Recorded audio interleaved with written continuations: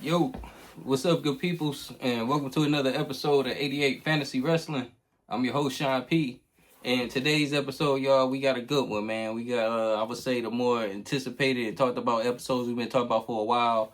It's the OTC, man, the Bloodline episode, y'all. We got the Bloodline episode today, man. So, if y'all know, man, this episode is basically going to be dedicated, man, to the guy, Mr. OT himself, Roman Reigns, man, The Rock, all the way down to Haku, man, Rikishi, man, all them guys, man. We're going to be talking about the whole family, man, the Samoan family. We call them the Samoan dynasty of pro wrestling, man, and just break it down, man, and we're going to put our little 88 spin on it and give our little scenario at the end to see how one of them things could have turned out with them guys, man. So, of course, man, like I said, before we get into that, of course, man, I got to always salute you guys, man, for tuning in, man, our past episodes, man.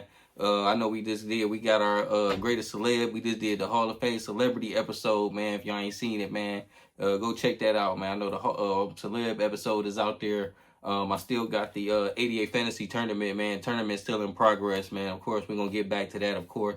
So just keep checking us out, man. Keep subscribing, man. I appreciate all y'all love, man.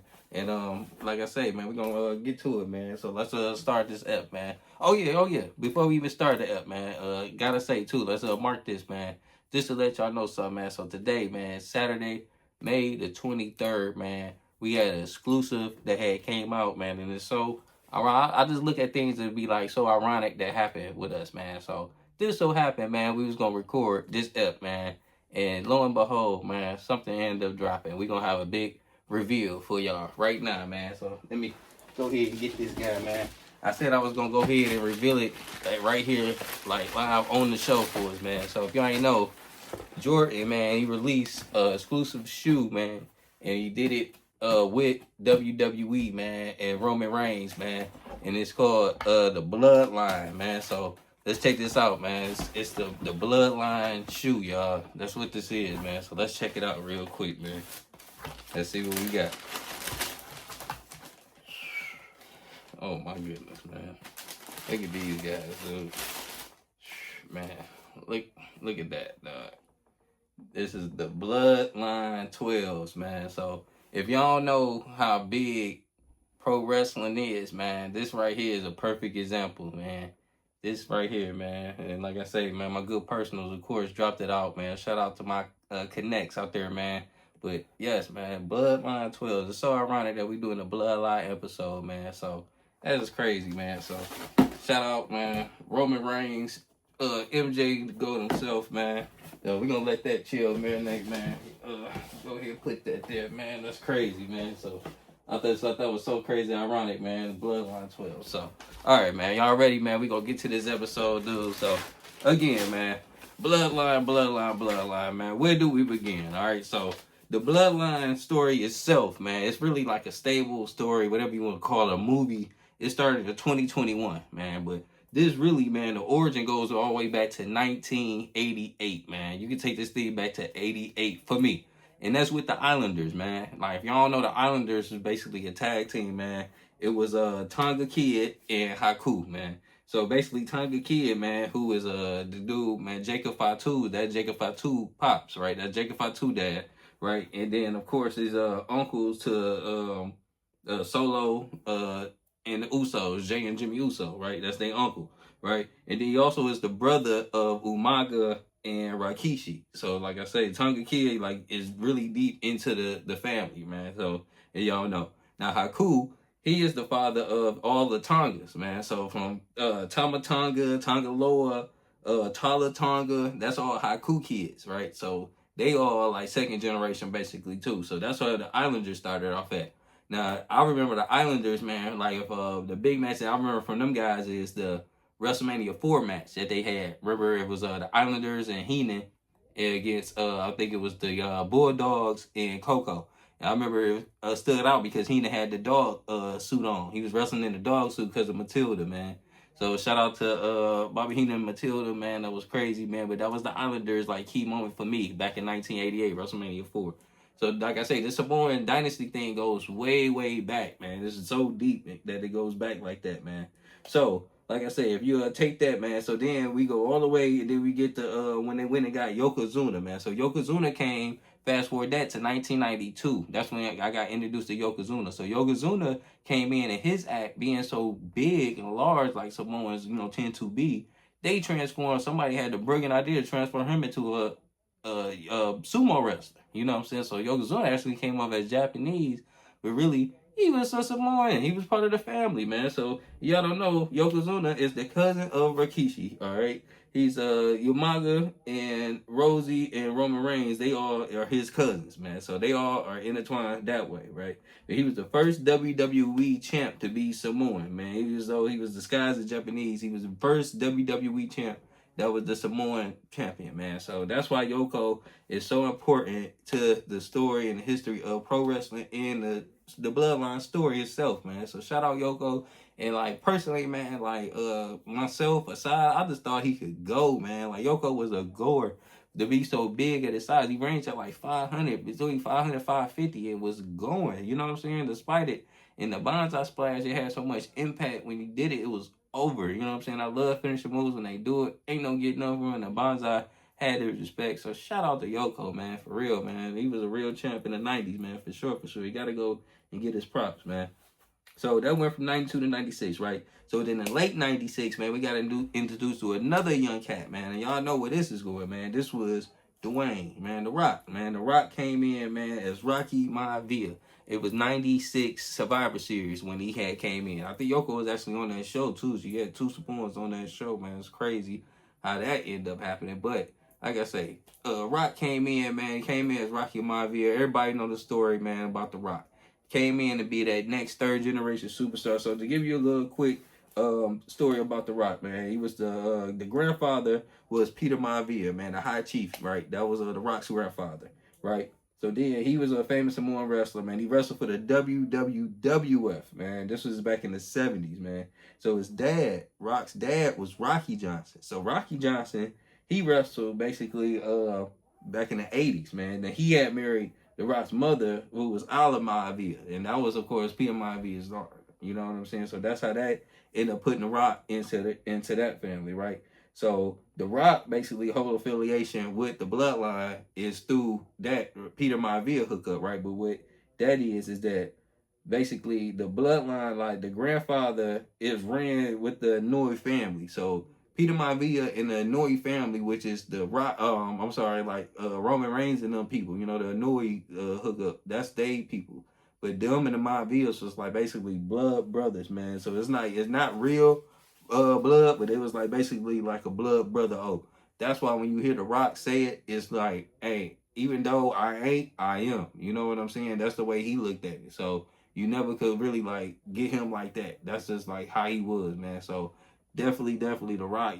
Don't tell him he's not part of the fam, man, because that even though it wasn't, it was. So High Chief Peter Maivia and the Inouye, man, the Inouye, basically it was Reverend, I got the name right here, Reverend Ahmed Inouye, man. He said they will always be brothers, man. So it's like that's how they got connected, and that's what made The Rock intertwined in this whole Samoan dynasty business. All right. So, everybody, like I said, you know the story about The Rock, man. Multi-time WWE champion. He ended up being one of the greatest, if not, like I say, top 5. He probably in the Mount Rushmore of professional wrestling, right? So then, you fast forward that, man. Fast forward that all the way down to July 2021. That's where we at, man. We're going to shoot that all the way here. In WWE, they decided to go full on, man, and show this Bloodline dynasty on screen. This is like the first time that they decided, man, we're going to go ahead and show this proud traditional story that we got, right? So what they did basically was like Roman, the Usos, man, they end up getting Solo Sikoa, eventually, who was the Usos' younger brother. They ended up forming this whole group, man. It was called the Bloodline, man. And he ran roughshod. Roman ended up winning the Universal title, man. That big blue guy that you see hanging over there, man. He won that. Then he ended up winning the WWE title, man, later on. So he unified the titles. Then the Usos, they did the same thing, man. So these guys ran roughshod, basically, man. I want to say basically 2021 to 2024, man. They captured all the belts, man. It was just so sweet, man. That Bloodline story, like I say, it was like movies. Every time you watch the pay-per-view, they basically took over, and it was like you watched it, not even for the match, even though the match to me, the match was pretty solid too. It was a Roman match. He was gonna do what he was gonna do. But you watch it for that movie, you know what I'm saying? That end, to see how it was gonna end, man. And it was just so beautiful, dude. They had it going, man. It was must-see TV to me, man. So, like I say, you fast forward that. So he held the title all the way going into WrestleMania 4. So WrestleMania 40. So you fast forward to WrestleMania 40, man. The Rock, he ended up coming in, right? And he introduced this final boss thing to us. So that's when The Rock came back. You remember how he ended up coming back, right? So when he came back, the first thing that he came back on was to say that he was challenging Roman Reigns for the title, right? He was like, look, man, I'm challenging you. So that was really the match. And you remember Cody came through. Cody won the Rumble, but he endorsed The Rock to fight Roman. Y'all remember this. I know. I ain't tripping. It happened, man. So, like I say, the fans end up coming through, man. But, like I say, the original go home was for it to be Rock and Roman for the undisputed title at WrestleMania 40. That was the original plan. The fans ended up backlashing. They reverse script, threw Cody back in there. I'm not mad at it because that's one of the greatest matches that we had. So I love that match, man. So I'm not mad at what they did, right? But the thing about it was that what if that match wouldn't have got canceled, right? So that's why I say we're going to put our spin on it, man. What if that match wouldn't have got canceled? You know, and they really would have did that Roman and Rock match right there for the tribal chief basically match. You know what I'm saying? It was basically gonna be like who was gonna be the OTC going into the future, who was gonna run the family. Excuse me. And I feel like that was a very credible match to have. You know, so I just wanted to take a look at that. You know what I'm saying? That's what we're gonna do real quick and see exactly how that would have turned out. What if them guys would have actually went face to face, man, during this time? What we would have had, man. So, again, let's take a look, man. The first, maybe the last, tribal combat match between Roman Reigns versus The Rock, man. So, let's do it, man. We're going to get ready for this, man. Y'all ready? All right, here we go, man. So, look, check the script out, man. Peep the scene, all right? We got Roman Reigns versus The Rock for the undisputed WWE title, man. It's at WrestleMania 40.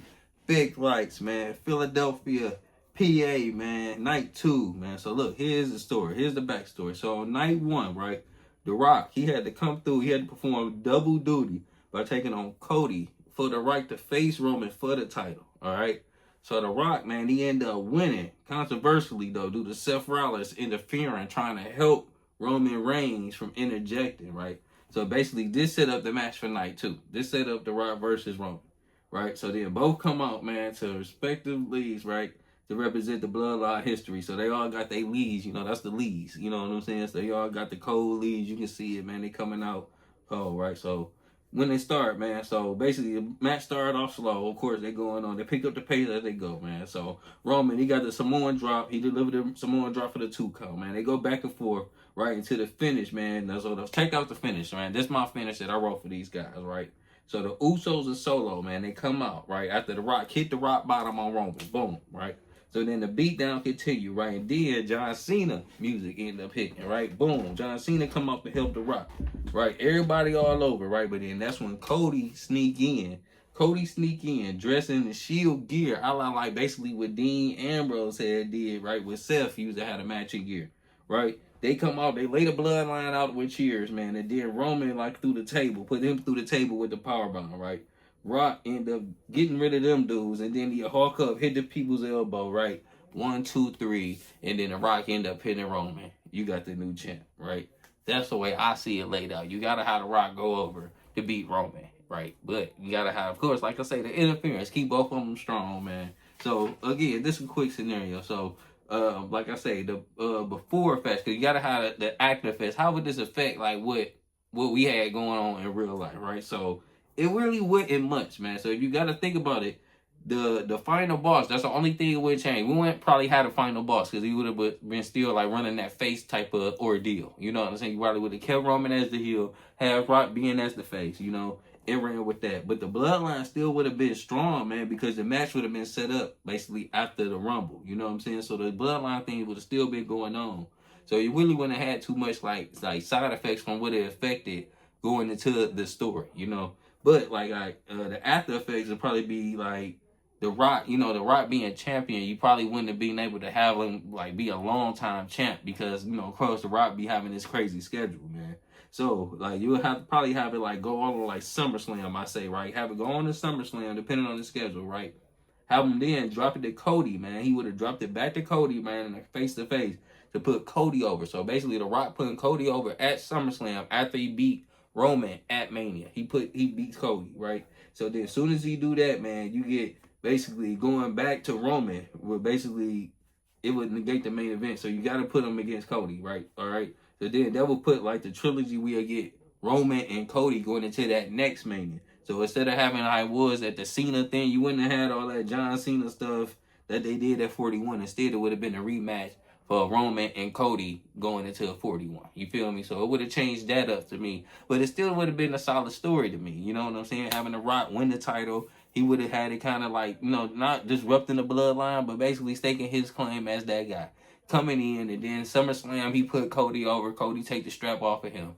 Then you go in, Cody, being the man. Roman still wanting that title back. They had a trilogy. So instead of having the trilogy at 40, you would have had it at 41, And then that way, you would have still had our dream match. Rock versus Roman at WrestleMania 40, So, this is a little something, man. I don't know, what y'all think, man? I thought that would have worked out. For me, I feel like that was just like something that, it would have been a dream match that we probably won't get now. We might, I've been hearing rumors that they might try to do it at WrestleMania next year. I'm hearing that they might want to try to do that. But again, we're gonna have to see how it goes, man. So like I say, the bloodline is so strong, man. Like I say, you got Roman being the world champ right now. Him and Jacob got their thing going on. Usos is still going on. You got more to come. You even got the women. You got Naomi doing her thing, man. They can bring in uh